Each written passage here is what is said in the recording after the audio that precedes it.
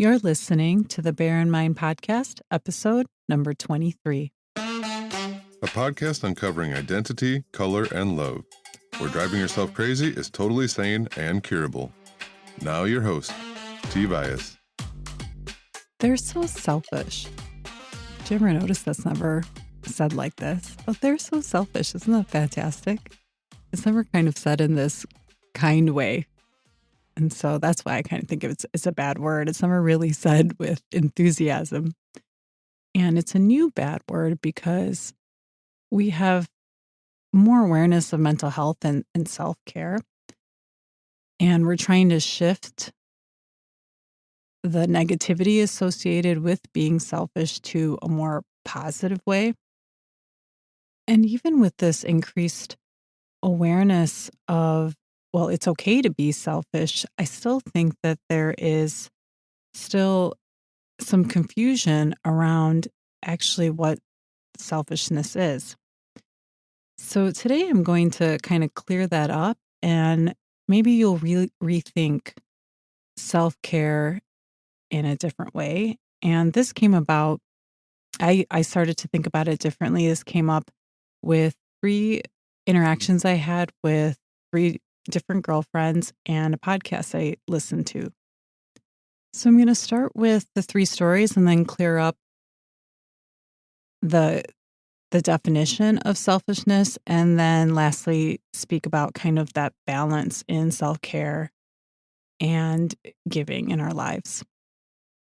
So 3 of my girlfriends, who all happen to have brothers, and over the course of, I think, last couple of years, they all told me stories about their brothers. Now, I don't really know their brothers that well, and they had both said, well, my brother is selfish. And so there was this kind of pattern in the storytelling. So these 3 stories stuck in my mind. And one of the stories, and it's true for each of them, so it followed the same pattern. I'll use one. One of the stories was, oh, my brother's being so selfish. He is not coming over for a Christmas dinner because instead he's going to take his 2 children to a football match. And she was upset that he didn't even consider that she wouldn't get to spend that much time with her nephews. And in all 3 stories of my friends, I didn't say much. I listened, and I actually had the thought, well, I don't actually think they're being selfish. It kind of sounds kind of fun to go to a football match instead of a Christmas dinner. But I kept my mouth shut and I listened. And so I sat on these 3 stories because they were so similar, and I didn't understand why it kind of bothered me and why I didn't necessarily agree with what they had said about their siblings, even though I didn't know their siblings very well. And then I heard a podcast on the Life Coach School podcast, and it's called Being Selfish. I'll have links to that in the show notes, that helped me understand why I was not completely understanding how they were calling their siblings selfish. And when I heard this podcast, I realized after listening that actually all of my friends were being selfish and not their brothers. And here's where the confusion lies. When you withdraw something of yours that you had been giving and you stop giving, that is not selfish. When you expect someone to give something of theirs to you, that is being selfish. So in the example of my friend and the football match, her brother, she's expecting her brother to give his time at a family dinner. And he is, in this year, stopping giving his time by going to a football match. And he is withdrawing his time with them. That does not make him selfish. It is the asking of something of someone else, like their time or something of their resource, When you ask them to give that to you and they don't want to give it, and it's at the expense of them, that's actually you being selfish. So when I looked at it from this standpoint, a lot of things about those stories made sense. And then actually a lot of things in my life made sense. And when I looked at it this, I could see a lot of interactions. I mean, small little interactions in my life where somebody was asking time from me. And I'll give you an example. I had a friend, she was texting me, "Can you check out this video? For me, can you give me your feedback on this? Can you read this article or can you send me this recipe?" It was the same person constantly asking me via text for all of these things. And what she is doing is she's asking for my time to review something for her. Now, it doesn't mean that I don't want to give it, but if I stop saying, "Hey, I don't want to review any more of your articles or your videos and give you my feedback or my time because I need to prioritize my time differently, and now I'm going to say no to her," that withdrawal does not make me selfish.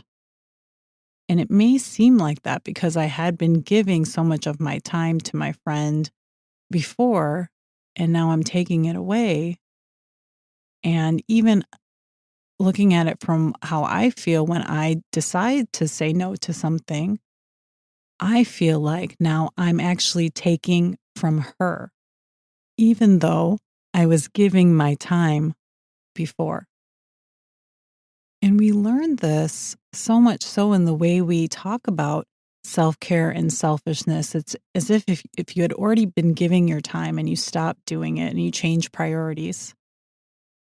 The person that was giving then ends up feeling guilty for withdrawing and actually practicing self-care, meaning I don't have time to give here because I have other things that need my time. We end up feeling selfish, and that does not feel good to us. And that is the misconception that we have when somebody does that the person that was actually giving ends up feeling selfish and therefore actually stops taking care of themselves. And so then why does it feel selfish when we withdraw what we had been giving and we're not actually taking from that other person and we start to practice self-care and then that thought comes up, "Oh, I'm being selfish." And that comes from a very natural human process, a natural instinct. All humans want to give and want to contribute.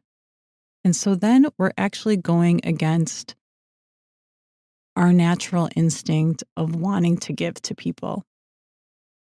And so then how do we keep this all in balance where we want to naturally help people and give to people, yet we also need to take care of ourselves so that we can continue to give to people? And then to make it even more difficult, then how do we ask for help knowing that we are asking of someone else's time to help us out? How do we keep all of these aspects in balance? And I actually don't think that there's a secret recipe for keeping everything in balance. However, there is a way to know if we're not practicing self-care, and that shows up in one of two ways. One is we're exhausted all the time, mentally or physically or both, and we feel resentful. And we can often see this in maybe a parent that's taking care of kids, that they just seem so exhausted and they're giving, to their partner. Or the other way that we know that we're not practicing self-care is that we're kind of judging people. Especially we're judging them when they withdraw their giving to us. So the example is my friend, her brother withdrew his time during the family dinner and she called him selfish. And it's kind of like when somebody doesn't meet your expectations, you kind of think, well, they're not considering me.